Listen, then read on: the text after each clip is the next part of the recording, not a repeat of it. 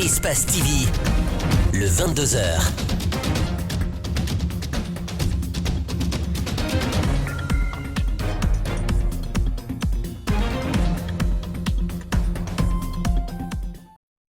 Vous nous regardez à Koya, Forêt-Carré, partout dans le monde. Bonsoir, merci de regarder Espace TV pour vous informer. Et bienvenue dans cette nouvelle édition d'information dont voici le sommaire. Moins de 48 heures après sa nomination, le Premier ministre de la Transition a pris fonction ce vendredi. Loin du regard de la presse privée, Mohamed Beavogui a été sobrement installé au Palais de la Colombe. Dans les rues de Conakry, les citoyens optent pour la formation d'un gouvernement sur la base des compétences. Quel délai pour la transition? L'Alliance nationale pour l'alternance démocratique propose 15 mois. L'Alliance portée par Cellou Dalein Diallo a aussi fait des propositions de solutions à la junte militaire pour une transition réussie. L'art et la culture, plusieurs programmations en cette fin d'année 2021. Et pour tout savoir, Henri-Kevin Boa sera en fin de journal sur ce plateau. C'est pour tout et le sommaire. Merci et bienvenue à tous. Une fois encore, bonsoir. Nous ouvrons cette édition d'information par cette brève. Après l'installation du Premier ministre de la Transition ce vendredi, le CNRD vient ce soir de dévoiler la structure du gouvernement. L'architecture fait état de 25 départements ministériels et 2 secrétariats généraux. Dans un autre décret, le colonel Mamadi Doumbouya a nommé son ministre directeur de cabinet de la présidence de la République. Il s'agit de Djiba Diakité. Il est ingénieur en recherche des marchés financiers. C'est officiel, je vous le disais en titre, le Premier ministre chef du gouvernement de la transition a pris fonction ce vendredi. Une cérémonie que la junte avait voulu sobre en interdisant les lieux aux journalistes de la presse privée. Ce n'est qu'après moult tractations que la presse privée a pu glaner quelques images. Cependant, Mohamed Beavogui n'a pas pipé mot lors de cette prise de fonction. Alcé Inibari commente les images de la primature. C'est une prise de fonction qui va longtemps marquer les journalistes de la presse privée. Tout d'abord, interdite d'accès dans l'enceinte de la cour de la primature. Ensuite, sommé de quitter la cour du palais roi Mohamed V. Ce n'est qu'après moult tractations que la presse privée aura accès au lieu. Le locataire du palais de la Colombe, c'est lui, en costume bleu, escorté par les agents des forces spéciales. Mohamed Beavogui, à 68 ans, il a la lourde tâche de diriger la transition. Dans cette salle, qui lui sert désormais de salle de réunion, le ministre secrétaire général de la présidence, des membres du CNRD, comme le colonel Bala Samoura, tous sont venus lui souhaiter la bienvenue. Mohamed Beavogui ne dira pas grand-chose, juste 2 phrases remplies de sens. Nous sommes en retard, nous devons hâter les pas pour avancer vite et satisfaire les attentes des populations. S'il doit hâter les pas, il faut d'abord former le gouvernement. Ensuite, mettre en place le Conseil national de la transition. À la primature, pas grand-chose à changer. Les mêmes hommes circulent, presque au même rythme. Tout porte à croire que le changement n'est pas pour demain. Pour les citoyens, les attentes sont nombreuses. C'est pourquoi ils invitent par ailleurs Mohamed Beavogui à miser surtout sur les compétences dans la composition de son futur gouvernement. Certains d'entre eux se sont exprimés au micro de nos reporters Massiré Bangoura et Abdoulaye Kamara. Chez les citoyens, la nomination de Mohamed Beavogui comme chef du gouvernement est bien accueillie. Pour eux, c'est un premier coup réussi par le président du CNRD. Je pense que les Guinéens sont très contents, se sentent libérés. Désormais qu'on nomme un Premier ministre, je pense que c'est un bon début, c'est une très bonne chose. Je pense que c'est un très bon coup réussi d'abord par le CNRD. Sa carrière quand même, ça donne l'espoir. Et vu les réalités guinéennes aujourd'hui, je pense qu'il sera à la hauteur des attentes. Pour ces derniers, le nouveau Premier ministre doit mettre l'intérêt de la nation au-dessus de tout et miser sur la compétence, car les attentes sont énormes, disent-ils. On a besoin maintenant de bases concrètes. Il faut que la Guinée reparte sur des bases concrètes. Il faut que des bases solides soient mises en place pour que prochainement les erreurs du passé ne se répètent pas. Il y aura beaucoup de ministres qui seront sans doute nommés dans les jours à venir, mais il faut choisir vraiment des ministres qui feront vraiment l'affaire du peuple de Guinée. Mais surtout, ce qu'attend le peuple de Guinée, c'est d'organiser des élections libres et transparentes. Pour une transition réussie, ces citoyens invitent chacun à accompagner les nouvelles autorités. Au lieu de faire tous les bruits, on va les aider pour que, à qui qu'il a donné de faire faciliter la trace pour qu'ils puissent travailler. Il ne faut pas qu'ils regardent les jeux des gens, ils n'ont qu'à regarder la vérité. Il y a une confiance qui est avec lui. Et cette confiance, nous, on va les aider pour gérer cette confiance. Et la tâche qu'il a confiée, il n'a qu'à voir, oui, ce qui est bon pour la Guinée. Pas ce qui est bon pour lui, mais ce qui est bon pour la Guinée. En attendant la mise en place d'un nouveau gouvernement, les populations, pour l'heure, nourrissent l'espoir d'un lendemain meilleur. Cette autre brève avant de continuer de poursuivre cette édition d'information. Dans un autre communiqué, lu sur les ondes de la télévision nationale, le président du CNRD, président de la République, informe les populations de Conakry et ses environnants que le train transport public Conakry Express reprendra ses services habituels à partir du lundi 11 octobre 2021. Cette décision fait suite à des concertations tenue entre le ministère des Transports, la Direction générale de la société Ruissal CBK et du CNRD. Par ailleurs, il est demandé à tous les acteurs concernés, gouverneurs, maires, préfets et conseillers des quartiers de prendre toutes les dispositions afin de faire respecter ce communiqué. L'Alliance nationale pour l'alternance démocratique, ANAD en abrégé, propose 15 mois comme durée de la transition. Cette proposition repose sur des projections que les membres de cette alliance ont simulées. Parallèlement à un travail pour le retour à l'ordre constitutionnel, d'autres dossiers non moins importants seront touchés également. Ce sont notamment la justice pour les crimes de sang et les crimes économiques. Mamadou Sadio Baldé a rencontré le porte-parole de l'ANAD. Explication. Les partis politiques issus de l'ANAD ne se sont pas privés des expertises nationales telles que les acteurs de l'ancienne et actuelle CENI, ceux de la 8e législature en planification, de la technologie, des anciens du CNT, des autres pays comme le Ghana, le Burkina Faso et le Nigeria ont produit un travail de qualité. Deux blocs d'activités, dont l'activité principale c'était le retour à l'ordre constitutionnel et les autres activités, donc principalement la justice, l'économie, évidemment la réconciliation comme activité principale. Les projections de ces experts ont aussi abouti à des résultats subdivisés en deux blocs. Qui consiste au retour à l'ordre constitutionnel, un travail a été fait. Évidemment, en fonction des blocs, deux blocs d'activité extrêmement importantes, c'est celle des lois, et puis la Constitution, et puis également le fichier électoral, mais aussi le processus électoral. Pour le retour à l'ordre constitutionnel, la Constitution de 2010 pourrait servir de base de discussion. Des amendements devront être également apportés. Les intangibilités resteront intangibles. Le plus important, c'est rappeler la Constitution de 2010 et nettoyer et faire une proposition s'il y a des éléments à modifier dedans. Le fichier électoral est notre point. Le porte-parole de l'ANAD souligne qu'avec une volonté politique, il est essentiel de remettre le matériel de pointe en marche. Pour la tenue des élections, il explique ceci. Nous pouvons juste activer les paramètres qui ont été désactivés, tels que le paramètre de détection des mineurs sur les kits qui ont été désactivés sur les kits, les paramètres de doublons sur les kits, ainsi de suite, ainsi de suite. L'Alliance propose une CENI mixte avec une autonomie financière et une présidence consensuelle. Et parallèlement au travail pour le retour à l'ordre constitutionnel, le temps de la transition doit être utilisé pour faire la lumière sur des crimes de sang et économiques et poser enfin les bases véritables de développement.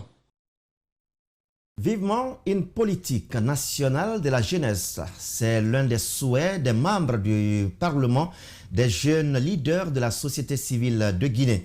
Au cours d'un point de presse tenu ce vendredi à Conakry, les membres ont expliqué de nombreuses difficultés auxquelles la jeunesse guinéenne est confrontée. Il faut rappeler que ce point de presse intervient au terme d'une tournée effectuée par leurs leaders en Europe et en Afrique. Djibril Ba, Aboubakar Keke Bangora nous font le point. Au terme d'un périple européen et africain, Thierno Abdoul-Ba s'évertue pour la restitution des activités menées et des engagements pris en faveur de la jeunesse par des institutions internationales. Ces leaders du Parlement des jeunes se focalisent sur des plaidoyers pouvant amener les jeunes à parler d'une seule voix. L'initiative est adressée alors aux nouvelles autorités.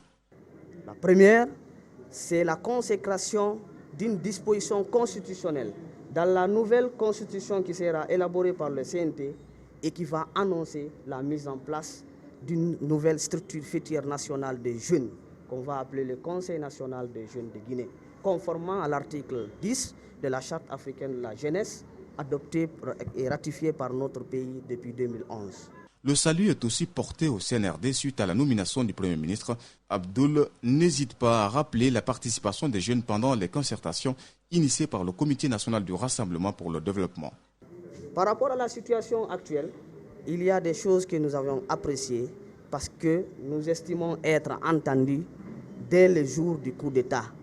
Et il faut maintenant qu'on revienne vraiment pour féliciter le CNRD, le président de la République, qui a vraiment pris en compte nos appels. Les jeunes ont de nombreux projets. Fédérer leurs forces n'est pas un problème. Ils attendent seulement un coup de main. Nous allons appeler ce fonds un fonds national de jeunes qui sera composé de 6 pôles. Donc ce pôle-là traite les questions ou les domaines spécifiques dans lesquels la jeunesse intervient. Parmi lesquels nous avons l'entrepreneuriat. Il y aura un pôle entrepreneuriat, donc un mécanisme de financement pour les entrepreneurs à travers ce fonds. Le Parlement des jeunes est actif sur de nombreux fronts pour la cause de la jeunesse. Récemment, la structure a participé au débat de la Charte africaine de la jeunesse, aussi à l'initiative du leadership académique malien et de l'innovation qui s'est tenue en mars dernier. Éducation dans cette édition d'information. La rentrée scolaire 2021-2022 fixée pour le 21 octobre prochain réjouit élèves et encadreurs. Dans certaines écoles, les préparatifs vont bon train. C'est le cas dans les centres, dans les lycées de l'excellence professeur Alpha Condé et Almami Samouri Touré de Gbessia dans la commune de Matoto. Ils disent prendre toutes les dispositions pour une rentrée scolaire très bien réussie. Rosaline Gauthier-Mounemou, Ibrahim Assouma ont fait le tour. Suivez leur compte rendu. Depuis déjà des semaines, les responsables de certains établissements de la place étaient à pied d'œuvre pour les préparatifs de la rentrée des classes, bien qu'aucune date n'était encore donnée. Aujourd'hui, ces écoles ont fini avec la mise à jour des documents pédagogiques et administratifs. Ils disent prendre toutes les dispositions pour que les élèves soient reçus dans une condition de sécurité appréciable. On a commencé les préparatifs par la répartition d'abord des charges pédagogiques, c'est-à-dire les charges au niveau des volumes horaires. Et après, on a élaboré l'emploi de temps collectif. Et maintenant, c'est les emplois de temps individuels. On a fini avec ça. À l'heure où je vous parle, dans mon école, on a pris toutes les dispositions, à savoir la mise à jour ou la réactivation de certains documents pédagogiques et administratifs. Mamadou Malal Diallo est directeur général d'une école privée de la place. Il s'attendait à l'ouverture des classes depuis le début du mois d'octobre. Du temps, il en a eu pour préparer la reprise. Nous, on croyait que l'ouverture aurait eu lieu depuis le 1er octobre, ou alors le 3, disons le 3, entre le 3 ou le 4. Donc, comme pour vous dire qu'on était suffisamment préparés avant. Certains élèves se réjouissent de savoir qu'ils reprendront bientôt le chemin de l'école. Jean Kalivogui doit passer son baccalauréat cette année. Il invite ses amis à commencer dès maintenant les cours de révision et se préparer pour les examens de fin d'année. Nous sommes prêts parce que pour préparer l'examen, ce n'est pas du tout facile. Nous sommes les futurs candidats et il faut que tout le monde persévère le bac. C'est pour ça que nous, on a commencé tôt.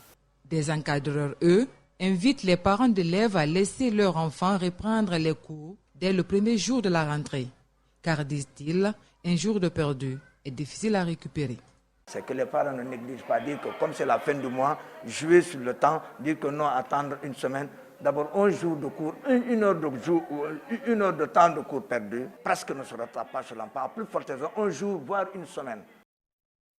Santé, Covid-19 en Guinée. L'Agence nationale de sécurité sanitaire et ses partenaires ont procédé au lancement officiel de la phase accélérée des opérations de vaccination ce vendredi à Conakry.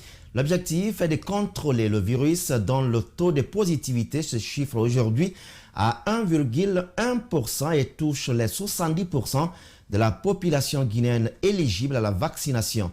C'est le directeur de cabinet du gouvernorat de la ville de Conakry qui a présidé la cérémonie de lancement à la direction régionale de la santé de Conakry. Les précisions, c'est avec Ali Badara Kamara et Tierno Sadouba. Ces derniers temps, la Guinée connaît un recul considérable de la maladie à Covid-19. Sur 1700 personnes testées ce jeudi, seulement 15 cas se sont révélés positifs, soit un indice de positivité de 1,1%. Pour maintenir le rythme de la riposte, l'Agence nationale de sécurité sanitaire accélère désormais les opérations de vaccination en renforçant les sites de vaccination dans les 134 quartiers de la ville de Conakry. D'ici fin d'année, on doit vacciner 30% de la population guinéenne. Donc, si Dubreka a 150 000 ou 300 000 habitants, on prend 30%. Si Koya a ça, on prend 30%. Conakry aussi, mais Conakry spécialement, on va prendre 60%. Si tu prends 60% de 2 800 000, tu vas savoir combien on doit vacciner à Conakry. La phase accélérée de la vaccination touchera également les enfants dont l'âge varie entre 12 à 16 ans dans les établissements d'enseignement public et privé dès l'ouverture prochaine des classes. À l'ouverture prochaine, nous allons faire un communiqué à travers la presse, bien sûr, pour vous annoncer dans quelle école nous allons envoyer nos équipes mobiles pour que ces enfants-là reçoivent aussi leur vaccin. Il y a aussi des enfants qui sont en situation de voyage avec leurs parents, où on les exige aussi le certificat de vaccination. Donc ces enfants aussi vont recevoir leur vaccin pour leur permettre de se rendre partout dans le monde. Pour le succès de cette autre stratégie de riposte de l'Agence nationale de sécurité sanitaire, le gouvernorat de la ville de Conakry s'engage pour une nouvelle fois à accompagner Dr Sakoba et son équipe en impliquant les élus locaux et les coopératives évoluant dans les différentes communes de la capitale. C'est un appel à l'engagement. Cet engagement, nous avons répondu que l'ANSS, la direction de la santé de la ville de Conakry, peuvent être persuadés que cet engagement est obtenu de la part de l'autorité de la ville, dont relèvent les 6 communes de la ville de Conakry. Les 5 maires, le président de la délégation spéciale de Kassa, seront sensibilisés ou feront l'objet d'une responsabilisation renouvelée en direction de leur chef de quartier pour qu'en cascade, toutes les couches de la population qui est comptée aujourd'hui autour de 2 800 000 habitants soient atteints en termes d'information, de sensibilisation sur la portée de cette vaccination. 7 mois après le lancement des opérations de vaccination, plus de 1 million de candidats ont reçu le vaccin et la Guinée stocke 1 750 000 de doses. L'ambassadeur du Royaume-Uni en Guinée a rencontré ce jeudi quelques cadres du ministère guinéen de l'environnement, des eaux et forêts et les femmes, notamment celles évoluant dans des ONG de protection de l'environnement. L'objectif était de les associer aux préparatifs de la conférence internationale sur le climat prévue en novembre prochain à Glasgow, au Royaume-Uni, pays organisateur de l'événement. Justin Leno, Aboubakar Din Kamara pour le compte-rendu. La République de Guinée a ratifié la Convention des Nations Unies sur le changement climatique, le protocole de Kyoto et dernièrement l'accord de Paris en 2016. Dans le cadre de la mise en œuvre de l'accord de Paris, par exemple, Conakry a élaboré sa contribution qui a été soumise à la Convention et le pays a même été félicité. Cette année encore, il se prépare pour participer à la conférence des parties sur le climat prévue en novembre prochain à Glasgow, en Grande-Bretagne. Les femmes guinéennes sont associées à l'initiative par l'ambassade du Royaume-Uni en Guinée, pays organisateur de la COP26. La femme, ce qu'on dit souvent, c'est la plus vulnérable. C'est elle qui assure la corvée de l'eau, qui cherche le bois. Quand il n'y a pas d'eau, c'est la femme qui en souffre, surtout la femme et les enfants. Donc, dans le cadre de la lutte contre les changements climatiques, l'apport de la femme est très important. Les femmes, elles sont nombreuses en Guinée, celles qui au quotidien évoluent dans la protection de la faune et la flore. Les associer à une rencontre de renommée internationale comme la COP26 est un signe de considération en leur faveur, se réjouissent-elles. S'il faudrait accompagner les femmes qui doivent assister à cette COP, c'est exactement ces différents types de femmes qui doivent être accompagnées parce qu'elles mènent des activités qui peuvent aller dans le sens d'atténuation du changement climatique chez nous en Guinée, en Afrique et dans le monde de façon générale. Pour l'ambassadeur de la Grande-Bretagne en Guinée, l'engagement des femmes guinéennes dans la problématique du changement climatique est énorme. C'est pourquoi David McLeroy les a interpellés. C'est important pour moi de les remercier pour les efforts et de les donner une opportunité de m'expliquer leur travail et de faire des contacts entre des autres ONG qui sont actives dans ce domaine. La COP26 n'est qu'une question de temps. Elle doit accueillir plusieurs États du monde en novembre prochain au Royaume-Uni. Les Conakry, transportons-nous à présent à l'intérieur du pays. Et elles étaient poursuivies pour vol, tentative de vol et abus de confiance. 11 des détenus de la maison centrale de Kankan recouvrent leur liberté. Ce relâchement fait suite à la décision du président de la transition, président du CNRD, président de la République. Dans un décret, le colonel Mamadi Doumbouya a gracié près de 300 prisonniers à travers le pays. Alpha Omar Koïta, notre correspondant régional, a assisté à leur libération à Kankan. Pour nous, voici son compte rendu. Sur les 11 bénéficiaires, vous allez voir qu'il y a des manquants qui ont déjà bénéficié de liberté provisoire pour raison de santé. 11 prisonniers dont l'âge varie entre 16 et 25 ans ont bénéficié de cette grâce présidentielle. Jusque-là, détenus à la maison centrale de Kankan, ils ont recouvré tous leur liberté ce mercredi sous la supervision du substitut du procureur de la République, près le tribunal de première instance de Kankan. Il y a abus de confiance, vol, tentative de vol, coups et blessures volontaires. Et ce sont ces infractions pour lesquelles ces personnes qui bénéficient de cette grâce étaient condamnés ici à la maison centrale de Kankan. Si le choix parmi plusieurs personnes a été porté sur eux, c'est pour les donner une seconde chance. Une seconde chance pour les dire de tout faire désormais se comporter comme des honnêtes citoyens au sein de la société. La libération de ces prisonniers a obéi à un certain nombre de critères. Ces personnes qui sont devant vous aujourd'hui, bénéficiant de cette grâce présidentielle, ont pour la plupart purgé la moitié de leur peine ou ont dépassé la moitié de leur peine. C'est ce qui a motivé leur choix dans cette grâce présidentielle. Il n'y a aucun grand bandit. Ceux qui sont là, c'est des délits pratiquement correctionnels. Famoudou Mara, 57 ans, fait partie de la liste des graciés de Kishidougou, transféré à la maison centrale de Kankan il y a plus d'une semaine. Il exprime sa joie. Je suis là pour un problème d'abattage d'arbres, accusation. Mais Dieu merci, je remercie Dieu. Je suis très fier, je suis très ravi et je suis très content. Colonel Doumbouya est le colonel de la Guinée, mais pour moi, il est le maréchal. Ces jeunes font partie aussi des personnes graciées. Ils promettent de ne plus reprendre les mêmes actes pour lesquels ils ont été emprisonnés. C'est pareil, donc ça correspond à on m'a fait venir ici. Est-ce que tu vas reprendre ça désormais? Non, je ne peux pas reprendre ça. J'étais venu ici derrière mon père pour étudier. Après, j'ai gagné mon problème là. Quel problème? Non, c'est le problème du téléphone. Je suis content, je suis très fier du colonel Mamadi Doumbouya. Le conseil que je dois dire à mes amis, de prendre au sérieux. La prison n'est pas bon à l'enfant.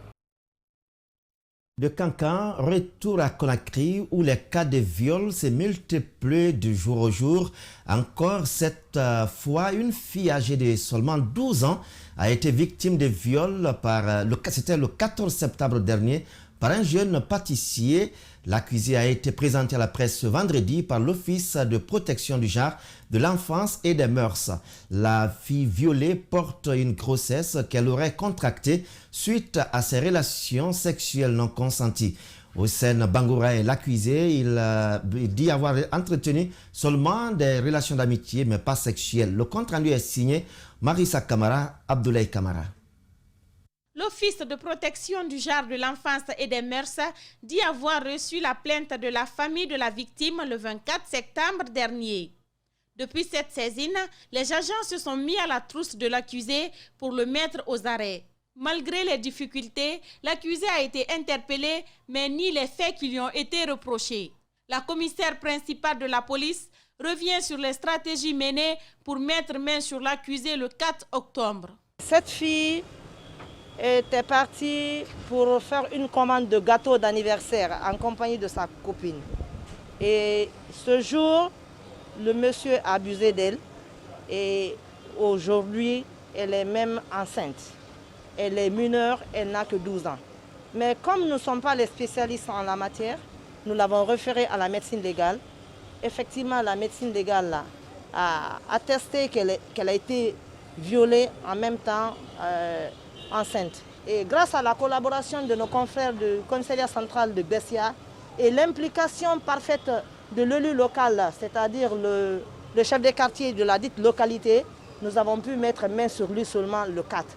L'accusé Houssen Bangoura est un pâtissier domicilié à Dixine. Il nie en bloc les faits qui lui ont été reprochés. Tout de même, il reconnaît avoir vendu le gâteau d'anniversaire à la fillette. Et par la suite, se défend-il, il est devenu son formateur. Bon, la fille qui vient de m'accuser, bon, je ne la connais pas. Elle est venue acheter avec un ami, comme je viens de dire. Je l'ai reçu le gâteau. Bon, la fille dit que maintenant, depuis l'heure, 2 fois, elle est venue avec son ami chez moi. J'ai des apprentis filles aussi à la maison, dans mon pâtisserie. Je forme les gens, 3 mois de formation. Bon, je ne sais pas comment ils ont pu conclure quelque chose de m'accuser, une viol. En même temps, la fille elle est enceinte, elle a même l'âge de mon enfant, de mon premier garçon. Depuis lors, moi, je n'ai jamais vu la fille. Depuis le premier du deuxième jour, gâteau, je n'ai jamais. Jusqu'à présent, même si la fille vient, je ne la connais pas, sous la tombe de ma mère. Dans les minutes qui ont suivi sa présentation à la presse, il a été conduit devant le parquet pour la suite de la procédure. Affaire d'anniversaire et de gâteaux d'anniversaire à Conakry. Voici quelques conséquences. La traversée du marché de Sonfonia dans la commune de Ratoma est devenue un calvaire pour les usagers de cette route du Prince. Outre l'espace du marché qui est rétréci, ou qui rétrécit d'ailleurs la chaussée par endroits, la dégradation très avancée de ces 2 voies crée des embouteillages monstres. C'est un constat de Bernard Koundouno et Ibrahim Assouli Kamara. Nous sommes sur la route Le Prince et plus précisément au grand marché de Sonfonia. Ici, un embouteillage se forme sur les 2 voies de la route et à n'importe quel moment de la journée.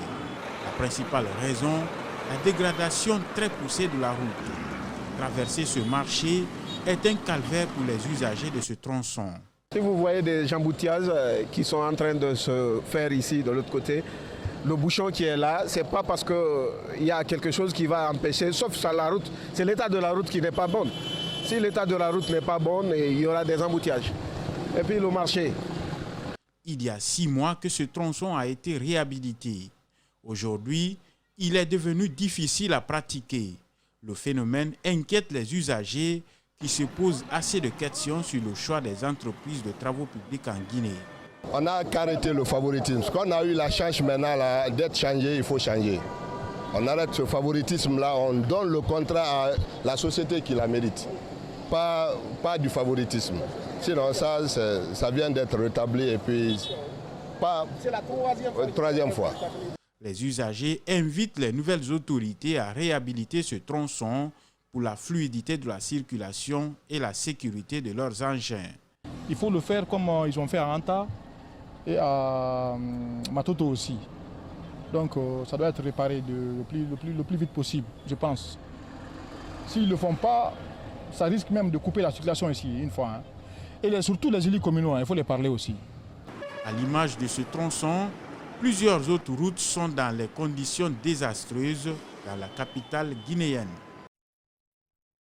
Les responsables d'Orange Finance Mobile ont procédé au lancement de la méga promo Paiement marchand ce jeudi 7 octobre à Conakry. Une méga promo dont l'invite est faite aux clients à faire des paiements via Orange Money. Si par mois, ces clients totalisent au moins 20 paiements effectués par Orange Money sur les SIM marchands, ils peuvent bénéficier d'un téléphone Samsung Galaxy A2 par tirage au sort. C'est un public reportage de Mohamed Valek Touré, Aboubakar Din Kamara.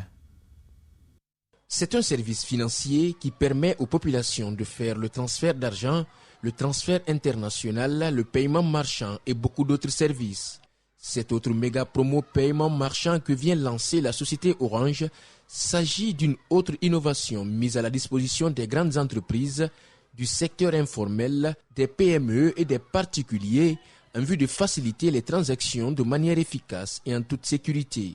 Orange Money en Guinée, ça a beaucoup sauvé les populations. Je pense que vous avez dû être victime un jour de manque d'argent et vous avez eu à demander à un de vos proches de vous faire un petit Orange Money. Et le succès donc d'Orange Money a fait que tous les services financiers mobiles sont aujourd'hui appelés par les populations Orange Money, même si tout n'est pas Orange Money.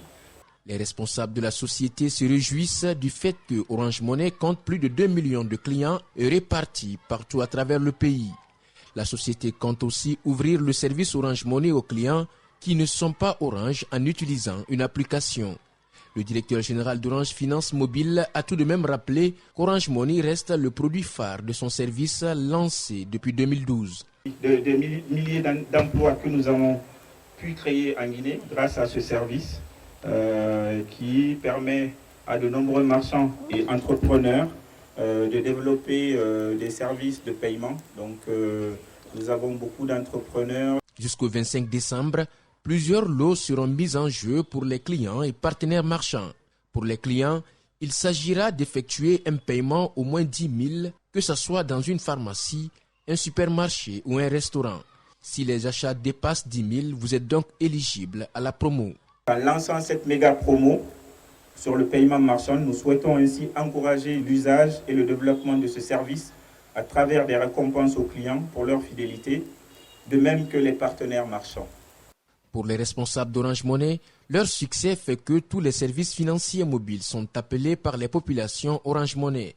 Un lancement qui a connu la présence de nombreux invités, dont les artistes Abdoulaye Mbaye de Guy Fostri, Fisculeur d'Instinct Killers, Grand P et Kingalasco.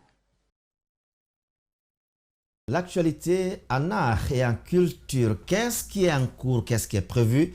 Vous allez le savoir juste après cette page.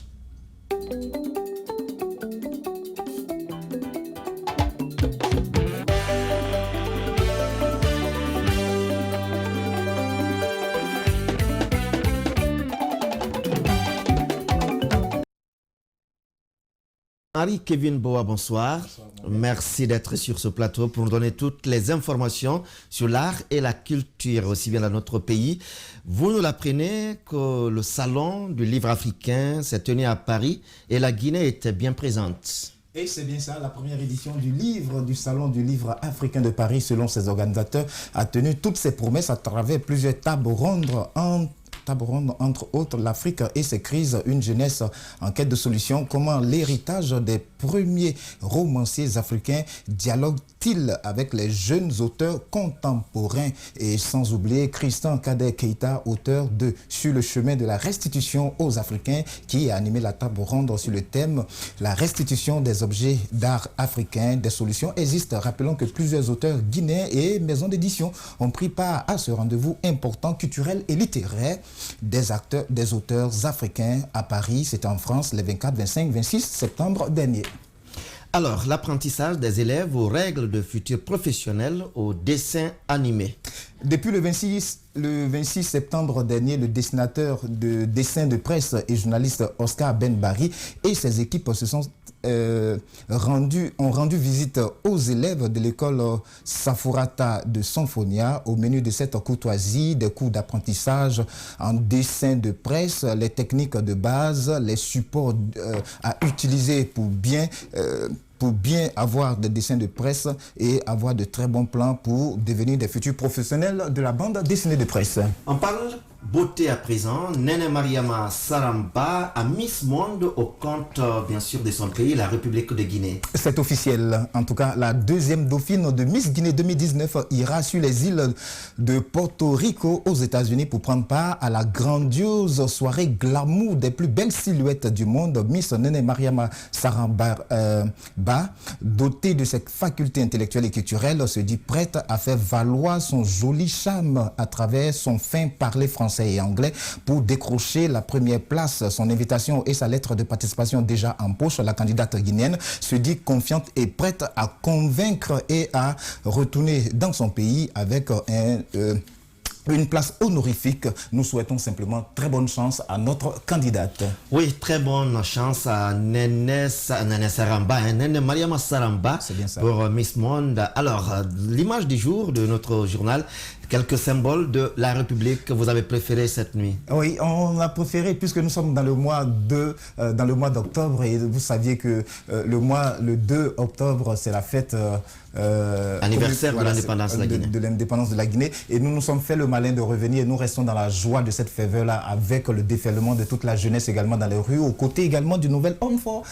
Le colonel Mamadi Doumbouya, nous sommes allés voir le drapeau qui est un symbole, la devise, l'hymne national et encore, juste souvenir, un 45 tours pour les anciens qui s'en souviendront encore.